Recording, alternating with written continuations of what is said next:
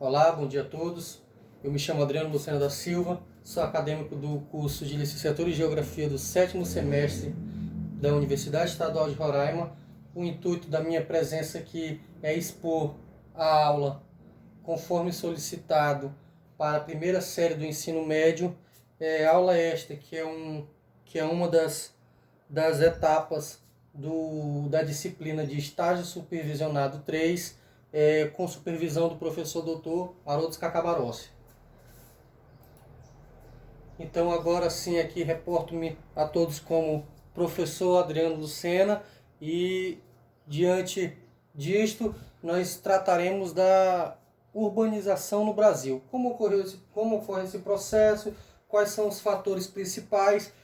Lembrando, turma, que essa é uma continuação da aula anterior, onde nós vimos como está dividido o Brasil economicamente, socialmente e as divisões regionais, como todos já conhecem. Então agora nós vamos tratar dessa questão da urbanização brasileira, né?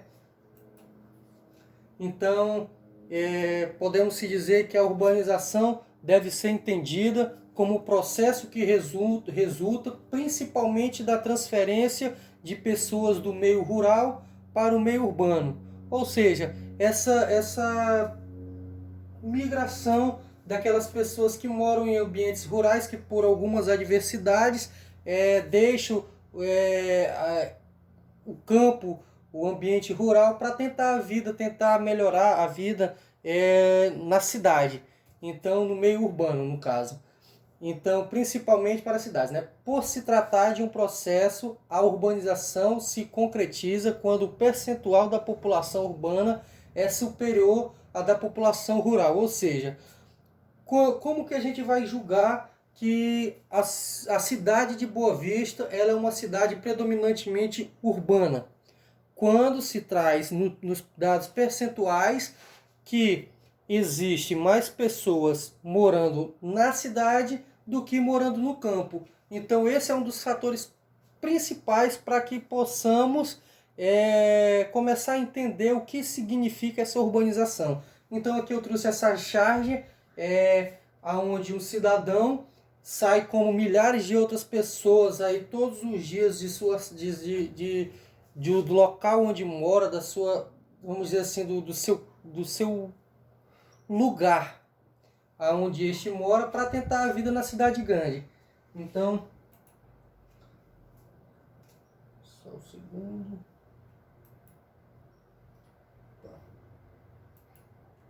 Então, segundo Santos, a intensificação do processo da urbanização brasileira se deu a partir de 1940. Por que a partir de 1940?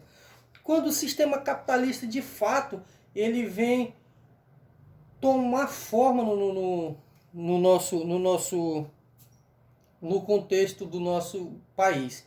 Por quê? Pelo fato de que durante essa época inicia-se construções de cidades e etc., incentivos pelo governo federal para tentar aumentar o percentual de pessoas nas cidades, né? Então, população urbana ou população rural. Como a gente vai entender isso? Então, quais são as diferenças?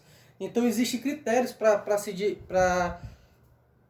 se avaliar se uma população é urbana ou rural. Então, existe o critério administrativo, o critério estatístico e o critério científico. Nesse, a gente pode notar que o critério administrativo é considerada urbana toda a população que habita a sede de um município ou a sede de um distrito. Ou seja, como eu tinha falado anteriormente. Então, população urbana é uma população que ocupa, que habita a sede de um município. Vamos trazer para a realidade do município de Boa Vista. A população urbana é aquela que habita a mancha urbana aqui do município de Boa Vista, a sede municipal. Então, o critério estatístico quando a população é considerada urbana, se reside em uma aglomeração com população superior a certo número de habitantes, 2 a 5 mil respectivamente. Ou seja, tem uma numeração em que a população deve atingir para que ela seja classificada como urbana.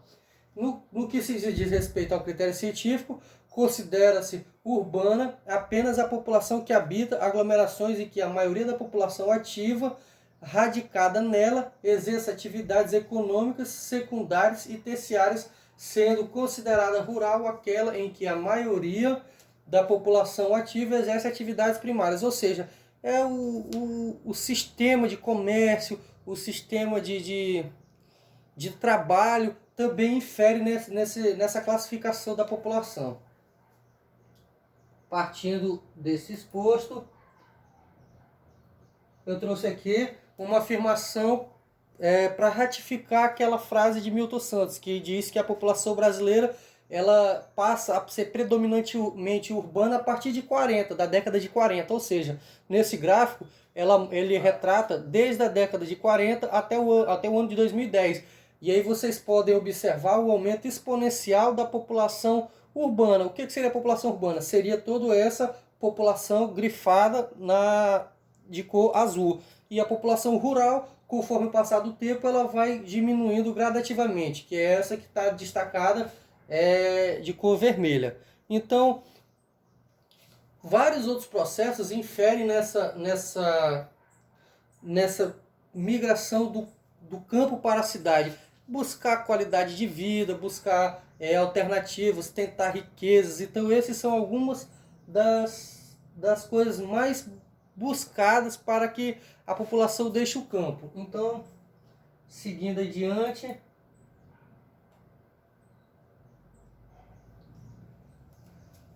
foi marcar, então a impulsão na urbanização brasileira ela teve alguns marcos, né? Então foi marcada pela formação de algumas grandes cidades que concentraram parcela expressiva das riquezas e também da população brasileira. Ou seja, como eu havia falado antes, né? Então essas cidades, esses centros indutores do capital, eles acabam que corroborando para a migração, para esse pêndulo, para essa vinda do homem do campo para a cidade, né? Então, ocorreu com o expressivo crescimento de atividades terciárias, incluindo as do setor formal e do setor informal, ou seja, busca de trabalho, busca de expectativa de vida para essas pessoas que viviam no campo, vamos dizer que trabalhando de uma forma que não fosse satisfatória para esse, né? Então ocorreu em ritmo acelerado, principalmente as décadas de 50 a 90, e geralmente de forma não planejada. Então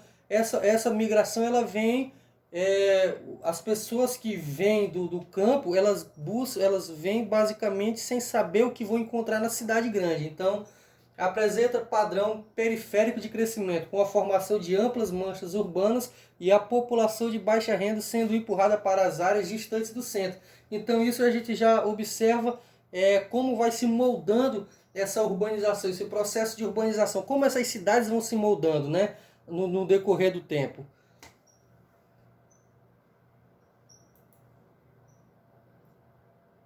Seguindo adiante, o que diz a Constituição Federal? A Constituição Federal diz, nos seus artigos 182 e 183, trata da questão política urbana. No artigo 182 diz que a política de desenvolvimento urbano executada pelo poder público municipal, conforme diretrizes gerais fixadas em lei, tem por objetivo ordenar o plano de desenvolvimento das funções sociais da cidade e garantir o bem-estar de seus habitantes. Ou seja, então essa é uma resolução da Constituição Federal de 88, onde ela trata que o poder público ele tem que transformar esse meio a fim de atender as necessidades da população. Então, seguindo mais adiante, o plano diretor aprovado pela Câmara Municipal torna obrigatório para cidades com mais de 20 mil habitantes, é instrumento básico da política de desenvolvimento e expansão urbana. Ou seja, esse plano diretor ele diz como essa cidade ela vai se expandir, quais são os critérios que ela vai utilizar, como ela vai acomodar essa população que vem do campo, que vem de outras áreas. Então, a propriedade urbana cumpre sua função social quando atende às exigências fundamentais de ordenação da cidade expressas no plano diretor. Ou seja, a cidade ela tem que cumprir uma função social.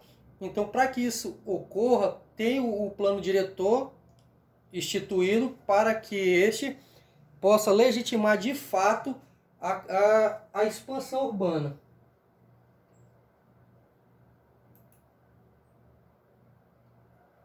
Então, o plano diretor municipal é uma lei municipal obrigatória para os municípios com mais de 20 mil habitantes e que cria um sistema de planejamento e gestão do município, determinando as políticas a serem desenvolvidas em um prazo de 10 anos em todas as áreas da administração. Os projetos dos outros prefeitos deverão estar de acordo com o plano. Então, isso aqui é mais uma ratificação da informação do plano diretor. Então, há também, no âmbito municipal e direcionada para o espaço urbano, a Lei de Zoneamento, Uso e Ocupação do Solo, que define o tipo de uso residencial, comercial e misto, e o tamanho da construção permitida em um terreno, no caso das grandes cidades. Ou seja, isso aqui são a legislação vigente para ratificar essa evolução, essa impulsão da urbanização brasileira, né? Então, partindo disto, eu deixo aqui essa atividade que vai consistir da seguinte forma: com base no exposto na aula, pesquise aspectos importantes do processo de urbanização do Brasil e de que forma esse processo está ocorrendo nos dias atuais. Então vocês vão pesquisar esses processos. Essa aula vai estar disponível para vocês tanto nos grupos de WhatsApp, também como no e-mail da turma. E na próxima aula vocês entreguem esta atividade.